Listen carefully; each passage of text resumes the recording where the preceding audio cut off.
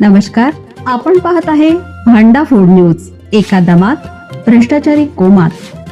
Social media, कर्जबाजारी, गुन्हेगारी, सट्टेबाजी, चोरी, मटका, जुगार, दारू, सावकारशाही, न्यायाच्या प्रतीक्षेत प्रशासन.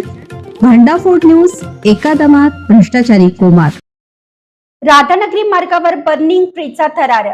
खिंडी भरवंडे घाटातील वाहतूक ठप्प. राधानगरी राज्यमार्गावरील खिंडी भरवंडे घाटात सोमवारी दिनांक 18 रोजी सायंकाळी एक धोकादायक प्रकार घडला.